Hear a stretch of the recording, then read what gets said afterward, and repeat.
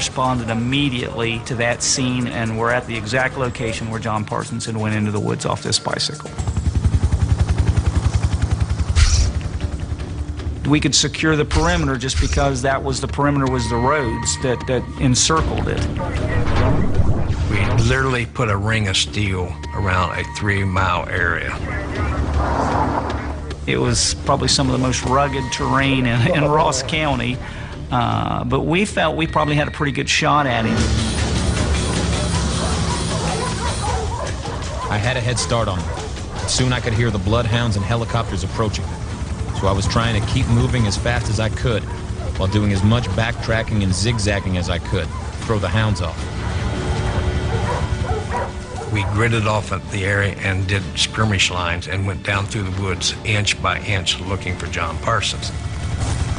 I felt that John Parsons would not be taken alive. I honestly felt we would end up, or somebody would end up killing John Parsons in a shootout.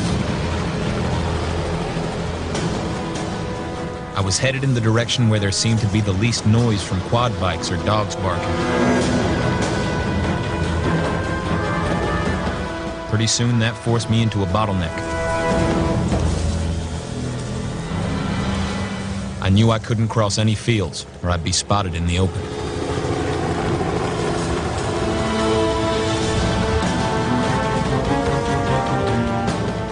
I decided to head up towards Route 28 and hope that I could somehow make it across.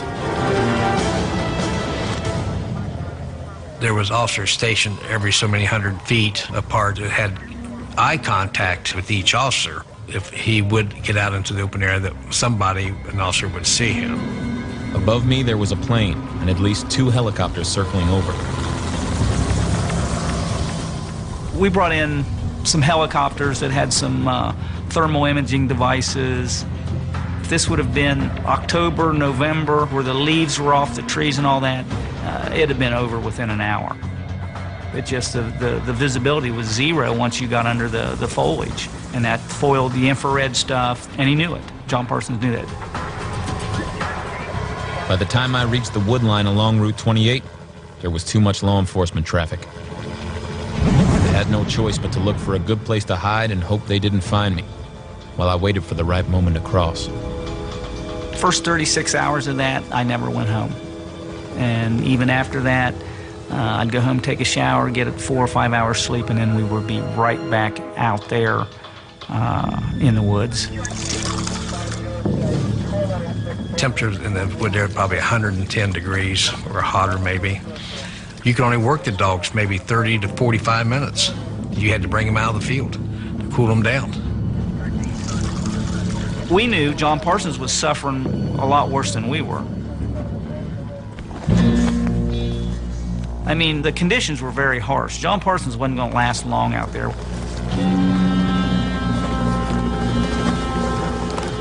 I hadn't had anything to drink since the escape. I had to come out of my hiding spot and find water. I was having trouble even thinking straight. I knew it was a huge risk, but I was desperate.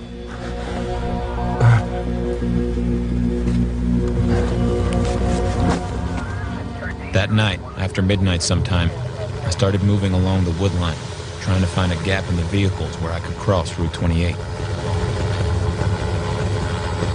I began keeping count on how long between each pass of helicopter or plane. At that time, it was averaging about 45 seconds in between flyovers.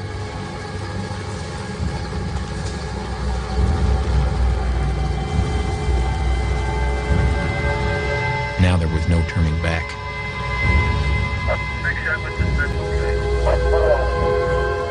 I sat there until it seemed like there was silence from the road and above. And then I ran.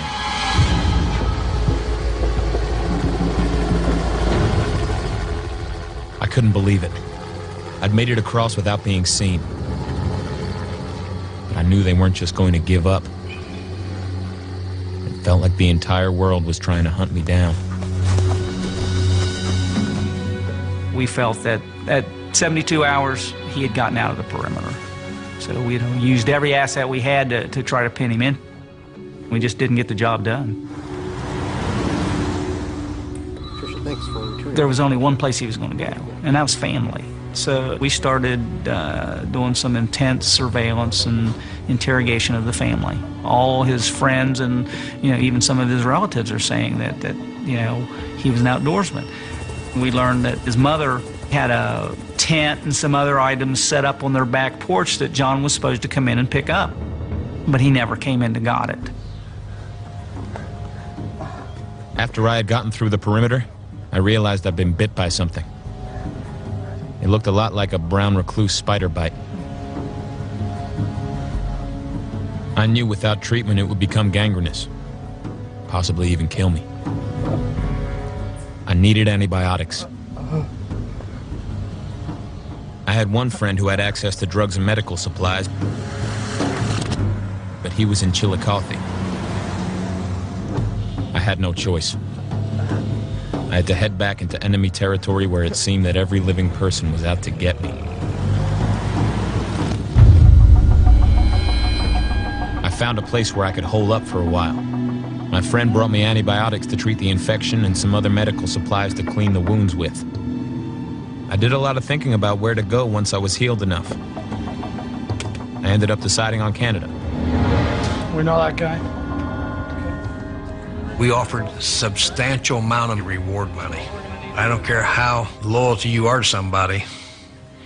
You offer them $100,000, they're going to turn you in. They'll turn your mother in for that.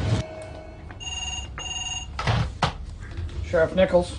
We got a call from a resident. Right. Said they spotted John Parson on 3 Locks Road at an old abandoned cabin. Thank you for the call. We'll be there shortly.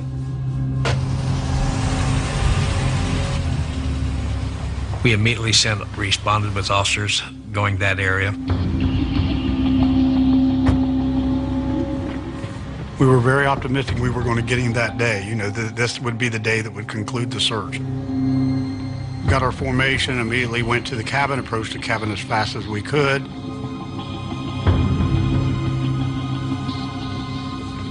We were very excited to pinpoint him. The emotion started, the adrenaline started running high.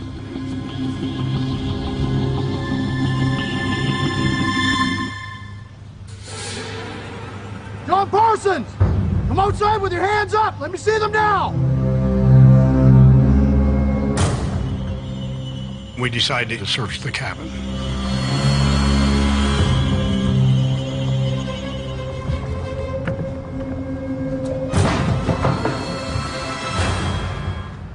Clear! Clear! We found out that he had a trap door in the bottom that he could go right out, and he had already escaped the cabin before we made entry.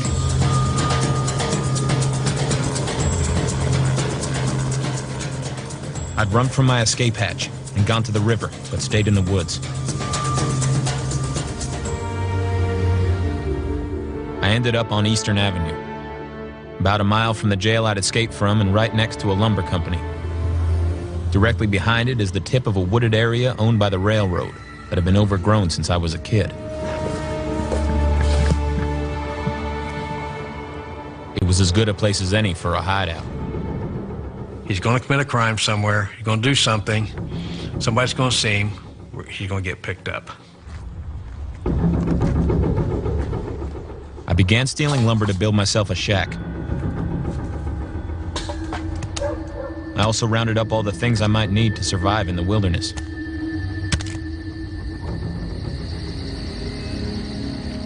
I needed more light for my shack. The graves of the nearby cemetery were lit up with little solar lights. So I went to a grave to pick up a couple. I looked up at the tombstone to see a big smiling portrait of Officer Larry Cox, the man I was accused of killing. I nearly fell down, I was so stunned. I felt like the man was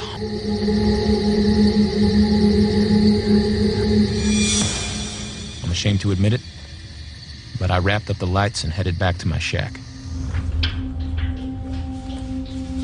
We received hundreds of tips we had to follow up on. So you're using all your resources following up these shadow informations that may not be anything at all, but you can't say that. You still have to follow it up. There was moments when you thought, you know, what can we do differently? I mean, how are we going to find out where he is? You know, it was very frustrating at times. 2 months had passed since I had escaped from jail, and I felt I was finally healed enough to go ahead and move toward Canada. I asked my connection to get me a gun and 1 more bottle of antibiotics to go. My plan was to wear a Halloween mask and escape at night so I would blend in with all the trick-or-treaters. Finally, I was going to escape for good, and I could leave my old life behind me. John Parsons has escaped from jail and has been on the run in Ross County, Ohio for 2 months.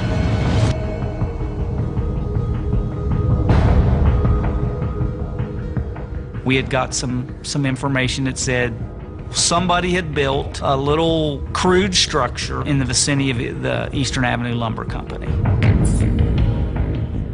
We just eaten lunch. We were all standing out behind the law complex kind of talking. And the call came out that John Parsons had been seen in the shack behind the lumber store.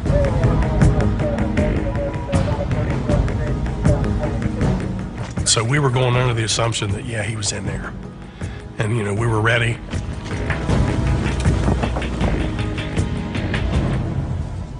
I guess we were expecting the worst. You know, we thought that he would probably fire on us.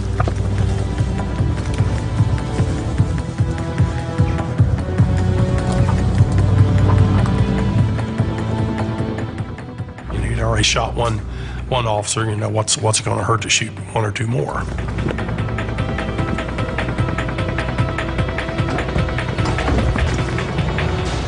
The minute I saw the tattoo on his leg of a naked lady, I knew it was John Parsons. We had him. Come out with your hands up. It was just kind of a cold chill went through my body, you know, I mean, elation, I guess. We ordered him to put his hands out, you know, and asked him if he had any weapons. He said no, the only thing he had was a knife.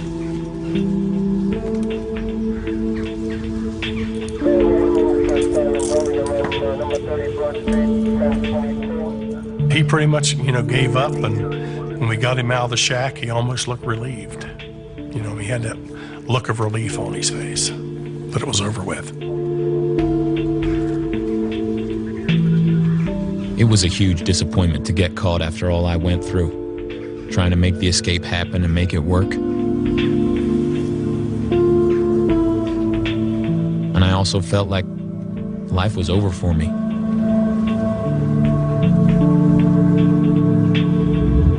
I fully expected the death penalty. I went back to the family, and I had got Larry's handcuffs. Hello, John.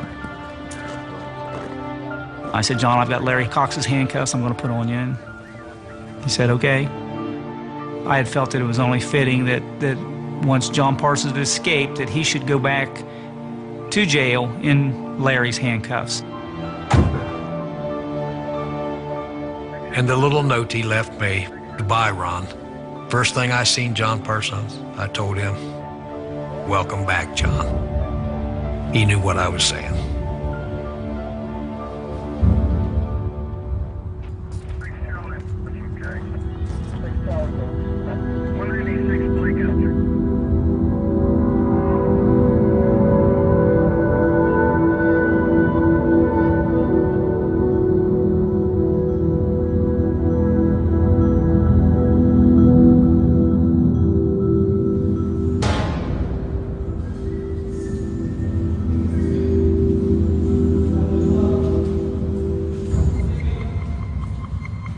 I draw a lot of portraits now, and it always brings back the memory of the one I seen on the tombstone that night.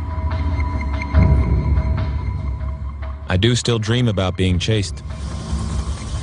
Almost every time I remember my dreams. That's what they're about. John Parsons will escape some other time. It may not be now, may not be next year, may not be 6 years, maybe 10 years from now, but somewhere sometime